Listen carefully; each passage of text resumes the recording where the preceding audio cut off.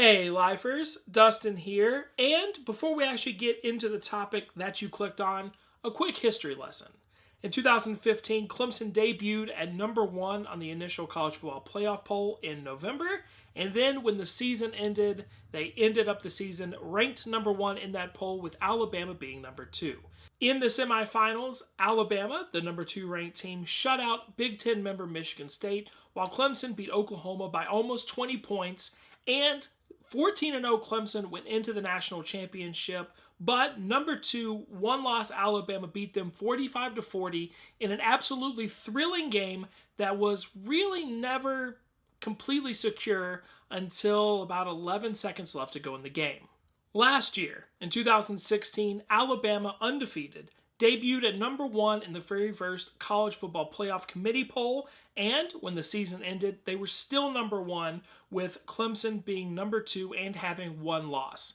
In the semifinals, number 2, one-loss Clemson shut out Big Ten Ohio State, while Alabama beat Washington by almost 20 points, and when the two met up in the national championship game, number 1, undefeated Alabama fell to Clemson 35-31 in a game that wasn't really decided and wasn't secure until 1 second left to go in the game.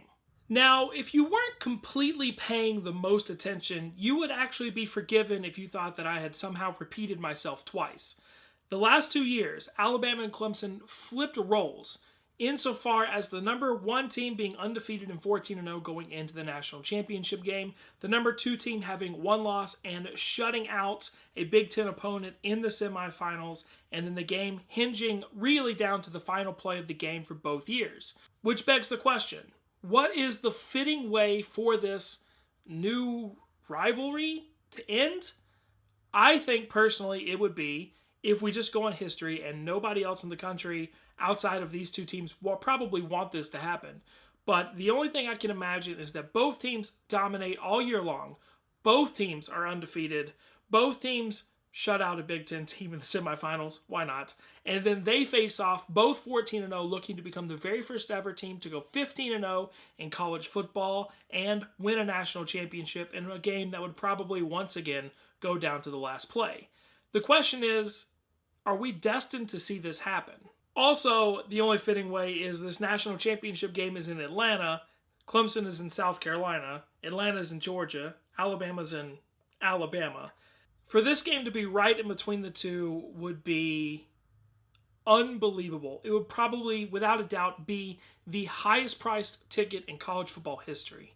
Now, as of this moment, I can think of 9 non-conference teams, meaning not in the ACC or in the SEC, that could potentially play either Clemson or Alabama in the postseason based on where we are after 5 weeks of the 2017 season. Those teams are Penn State, Michigan, Ohio State, Wisconsin, TCU, Oklahoma, Oklahoma State, Washington, and Washington State. Where we are right now, those are the 9 best contenders that I see. The problem is, every single one of those teams play each other. Penn State, Ohio State, and Michigan are all in the Big Ten East. The winner of that division will probably play Wisconsin in the Big Ten Championship in Indianapolis. Oklahoma, Oklahoma State, and TCU will all play each other once during the regular season, and there's a high likelihood 2 of those 3 teams will face off again in the inaugural Big 12 championship game. And then, of course, Washington and Washington State in the season in the Apple Cup against each other in Seattle. My point in saying all that is there's a great chance that they'll all just beat up on each other. Maybe one from each of those teams, each of those conferences, rather. One team from each of those conferences could escape and get into the playoffs, but even then they would already have one loss. They would probably have already exposed some of their weaknesses against these 2 teams with these 2 head coaches and these 2 defenses that would love to watch a weakness in a team on film and then have an entire month to game plan for it and exploit it. The problem is, if you look at Alabama and Clemson schedules, they're not nearly as difficult as what these other teams have left. These are, according to ESPN earlier this week when I started researching for this video, the winning percentages for each game that Alabama has the rest of the year. Now, obviously, this is not scientific. This will change week to week, but as of right now, or a couple of days ago, This is what it looked like for Alabama. They had a 93.4% expectation of beating A&M this weekend, 97.9% chance against Arkansas, 97.8% chance against Tennessee, 95.5% chance against LSU, who saw that coming at the beginning of the season, an 89.2% chance against Miss State, 99.8% chance against Mercer, and a 74.5% chance against Auburn in the Iron Bowl. Spoiler alert, that's the lowest for either Clemson or Alabama the rest of the year, is at 75%. As for Clemson, 92.3% against Wake Forest, 92.4% against Syracuse, 90.4% against Georgia Tech, 77.1% on the road at NC State, 77% against Florida State at home, 99.6% chance against the Citadel, and 88.4% chance in the rivalry game against South Carolina in Columbia. These are highly, highly favored games for both teams. Now, I know what a lot of you are probably thinking, but what about the conference championship games? Very fair point. Both Clemson and Alabama are probably going to play very good teams in those conference championship games, but Nick Saban has never lost to a former assistant, and all indicators are that it will probably either be Florida or Georgia in the SEC championship game, both former coordinators of Nick Saban. If it's Georgia, they are doing really, really well right now. They look like a complete team. They look, if I can use this term, they look like Alabama light. Diet Alabama, if you will, which, if you think about it, makes sense considering Kirby Smart was the defensive coordinator for every single Alabama national championship that Nick Saban has been a part of. So it would make sense that he would build Georgia in Alabama's image. The problem is, he's only been there 2 years. Really one full recruiting cycle, because the recruiting cycle for 2016, he was still on the staff for Alabama during 2015. I don't know how much he could have really worked his magic that year. So 1.5 recruiting cycles, I guess, 1.5 signing classes. He's still working with a lot of Mark Richt's guys who are all very good, and he's trying to put his guys, his scheme in place. In a couple of years, Georgia could very, very well be in contention for a national championship. Right now, they're number 5 in the polls. You could argue they're already there. There's still plenty of time for Georgia to Georgia.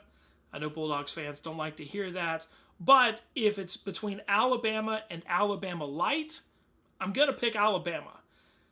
Nick Saban's only SEC championship loss in Alabama was against Tim Tebow and the national champion Florida Gators. And as good as Jake Fromm has been this year, he is not Tim Tebow. And that defense for Georgia, while very good, is not the 2011 LSU defense that stifled Alabama both times they played them. I just don't, at this moment, don't quite see that being enough. And if for some reason, once again, we find ourselves in an Alabama-Florida SEC championship game, I don't expect it to go very well for Florida. I think Alabama is a better team than Michigan, and Michigan suffocated Florida's inept offense. And in the last 2 seasons, Alabama beat Florida 29-15 and 54-6 in the SEC championship game, and it probably won't really be that close again this year. What about the Tigers? Well, I assume the way the Coastal looks right now, it'll probably come down to the winner of the Virginia Tech-Miami game on November 4th. If it's the Hokies, well, we just saw last weekend what Clemson can do to that Virginia Tech team in Blacksburg. In Charlotte, where there's going to be way more Clemson fans than there were there in Virginia last week, it probably won't get much better for the Hokies. Now, if it is the Miami Hurricanes in their very first ACC championship game appearance, that is a little bit more interesting. Of course, Clemson and Miami don't play that often, but Clemson did play Miami 2 years ago in 2015, a 58-0 creaming in Miami in Al Golden's last game. Obviously, this is not the same team that got walloped by Clemson, but it is a team that has a way easier road than Clemson has already had. If you look at their schedule and kind of project it out, the only ranked team it looks like they'll play the rest of the way, since Florida State is not ranked, is Virginia Tech in that November 4th game. Will the Miami Hurricanes offense be ready to deal with that Clemson defense in what will probably be more of a home game for Clemson, considering Charlotte's like 2 hours away and Miami is 8 or 9 hours away from Charlotte? I doubt it. I haven't even talked about the actual players on the team. The fact that Clemson probably has the best defense in the entire country, and a quarterback who loves to run the ball, who doesn't seem to get rattled.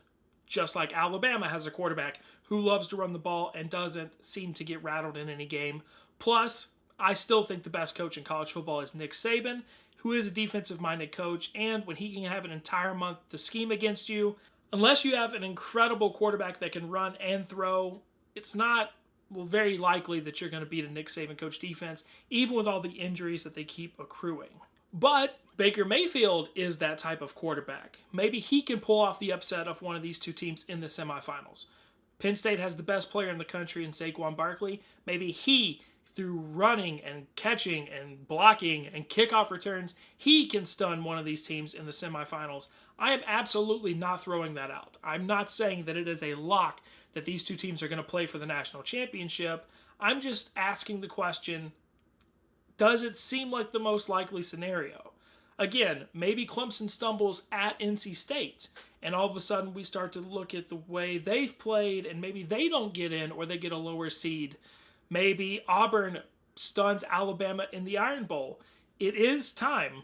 4 years ago was the kick six. 3 years before that was the comeback. It's time for Auburn to stun Alabama, and they look like they have the balanced attack to really challenge the Tide.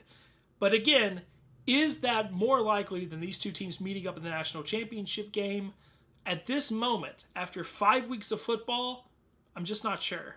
So that's it for me, guys. That's just a quick take on my thoughts right now, and this could very well be proven wrong within a week or two. Right now, it looks like, to me, these two teams are going to play each other for the national championship, but now I want to hear what you guys have to say. I do not think Alabama and Clemson are head and shoulders above every other team. I do think they probably are the two best teams in the country right now. But what do you guys think? Do you think it's an inevitability that these two teams play again this year in the national championship game for Alabama Clemson 3, something that has never been done in college football and has only been done a handful of times in sports in general in America? Let me know what you think down below in the comments section. Thank you all so much for watching. I hope you enjoyed this video. If you did, make sure to give it a big thumbs up. You can also click the circle right there in order to subscribe or watch any of the other videos over there to the right that YouTube has adjusted for you. Thank you so much for watching. And as always, until next time. Hey Lifers, Dustin here. And before we actually get into the topic that you clicked on, a quick history lesson. In 2015, Clemson debuted at number 1 on the initial college football playoff poll in November, and then when the season ended, they ended up the season ranked number 1 in that poll, with Alabama being number 2. They never completely secure until about 11 seconds left to go in the game. Last year, in 2016, Alabama, undefeated, debuted at number 1 in the very first college football playoff committee poll, and when the season ended, they were still number 1, with Clemson being number 2 and having 1 loss. In the semifinals, Alabama, the number 2 ranked team, shut out Big Ten member Michigan State, while Clemson beat Oklahoma by almost 20 points, and 14-0 Clemson went into the national championship, but number 2, 1-loss Alabama beat them 45-40 in an absolutely thrilling game that was really decided and wasn't secure until 1 second left to go in the game. Now, if you weren't completely paying the most attention, you would actually be forgiven if you thought that I had somehow repeated myself twice. The last 2 years, Alabama and Clemson flipped roles, insofar as the number 1 team being undefeated and 14-0 going into the national championship. In the semifinals, number 2, 1-loss Clemson shut out Big Ten Ohio State, while Alabama beat Washington by almost 20 points. And when the two met up in the national championship game, number 1 undefeated Alabama fell to Clemson 35-31 in a game that wasn't really